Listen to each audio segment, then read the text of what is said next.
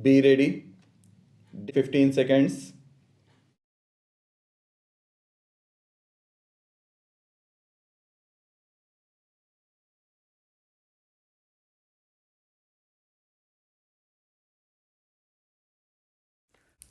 An honorable lady member said that there are no big farmers now and that if you have details of small and marginal farmers, you let us know.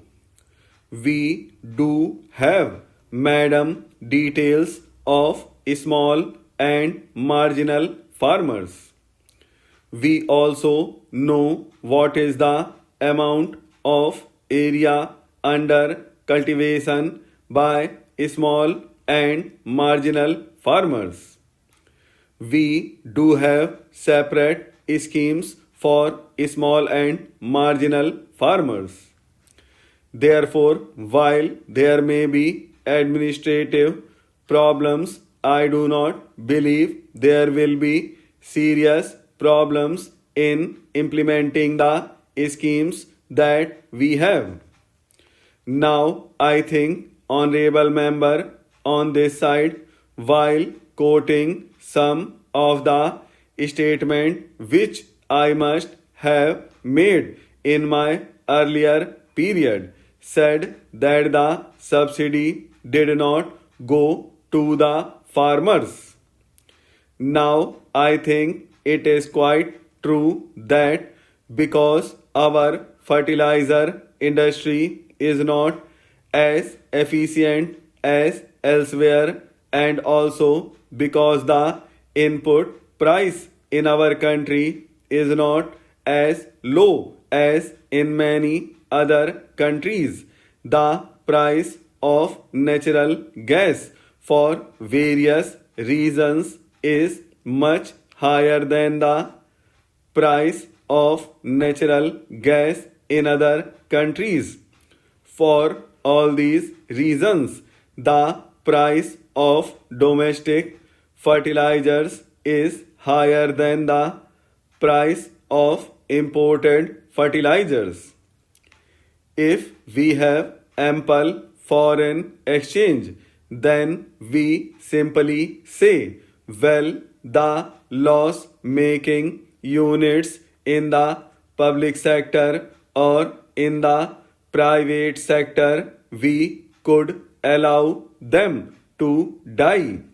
We would not starve our farmers and we would allow our farmers import of whatever fertilizers were needed. I mentioned more than once before that unfortunately that option we do not have. So the choice that our farmers have is not cheaper imported fertilizers versus no fertilizer. The choice today is to have only domestic fertilizers. If you say that you are not going to have that, well, we cannot give them imported fertilizers in the situation when foreign exchange is simply not available. I was also asked about the disparity between the urban and rural areas. Now I do share this concern. While replying to the debate on the other side, I did say that I am very worried that this urban rural divide is widening, that it is very explosive, and therefore we must take measures which cut that root of this widening disparity. And I also said in the other house that if you look at this problem in depth. You cannot resolve these tensions by giving subsidies to 70% of the population. There is no mechanism in the world which can say that you give subsidies to 70% of the population. The country will go bankrupt, and I think all the talk of social justice and removing disparity will come to end.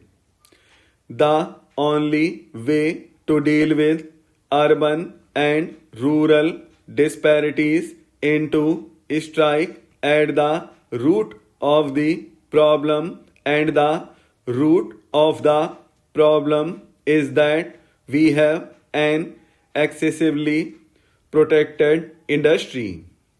You have been talking of inefficient fertilizer industry. That is true of most branches of Indian industry. But we have to live with it. We cannot overnight get away from a highly protected from the inefficient industrial structure. We have to gradually subject this industry to greater competition, both domestic competition and foreign competition. We cannot afford to kill our industry, because if you kill that industry, the farmers would be the sufferers. And that is why we have this new strategy which seeks to reduce the level of protection given to industry. If that strategy works out, you might see in this country for the first time a most emphatic program seeking to bridge the gap between the rural and urban divide. This urban rural divide cannot be bridged by giving handouts to agriculture or the farmers in our country. Now, another question was raised whether this will lead to a decline in production. My answer is that under normal condition, this is not likely to happen. Several questions were asked. I think honorable member asked about the fraud of rupees 100 crores.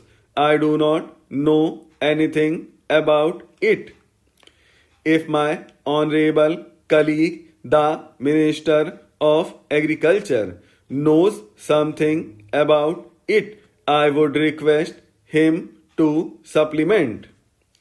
He also referred to the lacuna in the fixation of retention prices. I take note of his concern. I will have it conveyed to the Honorable Minister of Fertilizers as well, the suggestion that there ought to be a parliamentary committee to look at the whole system. Then one last question, whether we are cutting subsidies or we are cutting expenditure as such. Sir, I mentioned in my budget speech that we are now in the process of cutting expenditure, wasteful expenditure wherever it exists. We have cut at one go the export subsidy worth rupees 3,000 crores. We have also reduced subsidies in a number of areas. We have also begun a process of looking at all administrative expenditure. I have asked all the ministries of the Government of India to prioritize their activities. I am hoping that by 31st August this work will be completed.